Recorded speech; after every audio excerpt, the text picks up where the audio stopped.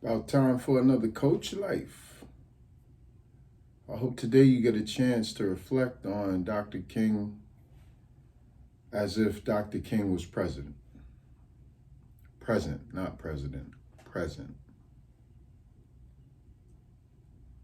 Imagine how Dr. King would have felt watching Barack Obama be elected United States president. Sure, he would have been proud, happy, hopeful, all the emotions that people cycle through. But overall, I hate to say, I believe Dr. King would be disappointed with the state of Black people in America. As it was, he was disappointed in his day. Dr. King gave a speech at Riverside Church in Harlem on April the 4th, 1967,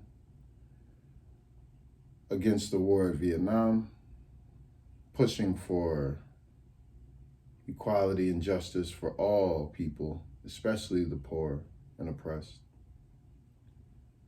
And Dr. King was killed exactly 1 year to the day, April 4th, 1968. So he gave a speech against the Vietnam War and for the poor and oppressed, April 4th, 1967, and he was killed on April 4th, 1968. I'll let you do the math. Right before his Riverside speech, however, Dr. King gave another speech. It might have been the day before. It was very close in time, entitled The Other America, where he expressed a disappointment in not only the lack of advancement of people of color in America, but also the decline. In his speech, he said, in the last 15 to 20 years, we have seen not only less gains, we have seen more attrition, meaning more loss, more atrophy. He guesstimated that the number of unemployed in the other America, the America that Black people lived in, the unemployment rate was around 20%, where the national average for whites was about 4%. He talked about the deplorable living conditions of the majority of the Black people in America he was living in Chicago in the slums. A lot of people don't know he did that to connect, to experience, to really understand the plight of the people that he was speaking for. So it's a somber note, and I'm not sure he would be terribly satisfied with the amount of progress we've made. I would love to hear what he would say about the Black Lives Matter movement. But for today, I'm going to focus on Black history. We're taught history in America through the lens of war. So, of course, if this is how you process any historical narrative, whether it be a people's culture, a people's migration, if it's through the lens of war, then chances are it's going to favor those who are the most vicious, who are the most warlike, and then it'll make war seem as if it's a necessity. Now, mind you, I understand the world is a complicated mess for most people, and war seems to be a necessity. I thought it was a necessity as well. If Dr. King was speaking what Dr. King was speaking, which was nonviolence in the face of such violence, I might have also said, what are you talking about? As it was, for many years, most of my life, I sided more towards Malcolm X's thinking, in which case, there's I'm not pro violence, but I am pro segregation, if that makes sense.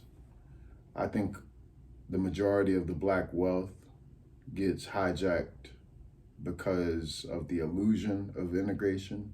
So while I would hate to pretend that this context is that context, I do want to be clear that I think as black people, we need to build up our own infrastructure instead of continuously atrophying our effort and our talent and our soul, our life force to capitalism or consumerism or the greater American culture. So there's a few words that I would suggest we study and understand before we take on such an ambitious task.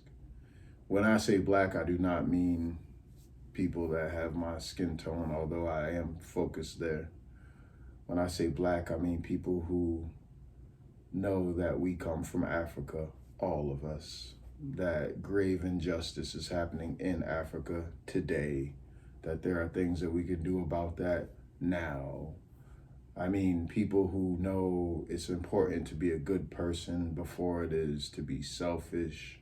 I mean, people who have retained the DNA, the cultural heritage, the emotional intelligence to have not only a double consciousness, but to include all in their world perspective.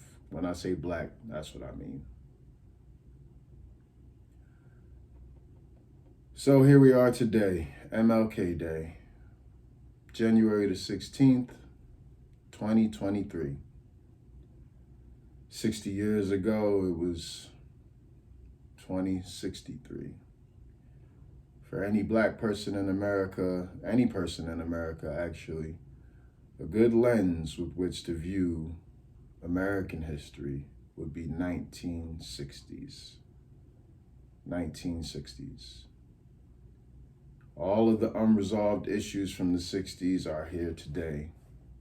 Some of those dreams have been fulfilled. The large majority of them are, like Langston Hughes said, while in Harlem, dreams deferred.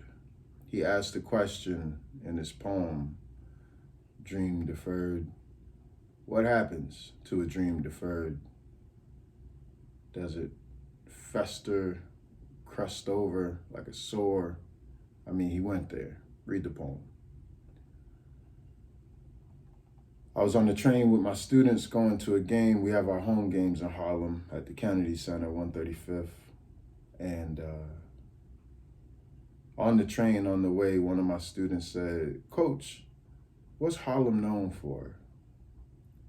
And I was almost speechless. Oh, it's the Black Mecca. Yeah, I know that. Oh, Harlem Renaissance. What's that? Oh, jazz and literature and all the great poets and writers or the thinkers of the day. And oh, really? Yeah. 1940s, World War and the Harlem Renaissance and Black empowerment. It's the Mecca of Black culture, yada, yada, yada.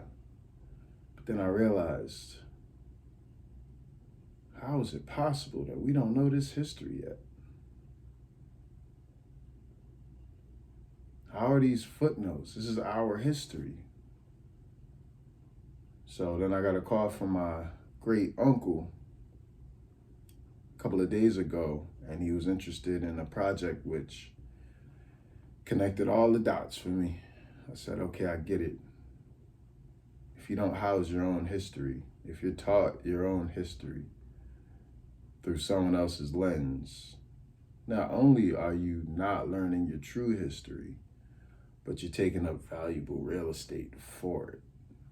So even when you come across it, you don't have space to absorb it.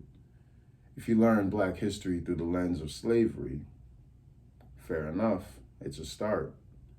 But that's not how you build a foundation. If we are a nomadic people in this world, traveling, sometimes forced, sometimes by choice, that we have to carry our tradition as storytellers.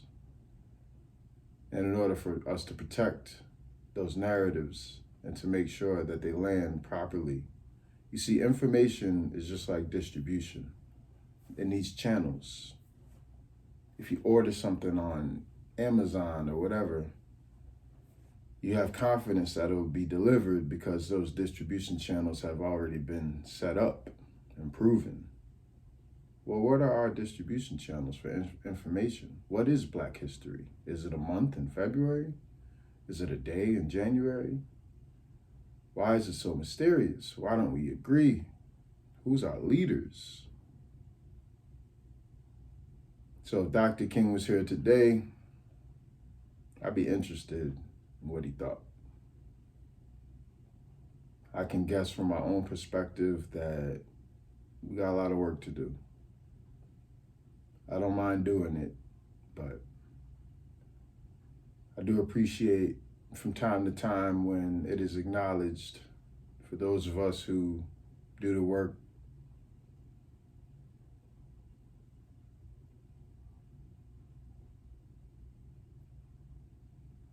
I guess what I'm saying is our history has been hijacked. It will continue to be hijacked until we do something about it. I don't think joining a different gang or creating another organization will do it. I think it's time for maximum teamwork, maximum unity, whatever that means. Black solidarity is no longer an option, it's a necessity. Not because we need to separate from any other groups, but because we are being tasked with carrying soul. And the way to do that is to drop all the other baggage. Let's carry it. We're already in position, we're already forced to do it. We might as well enjoy it. So I want us to work together to commit to something greater than just us.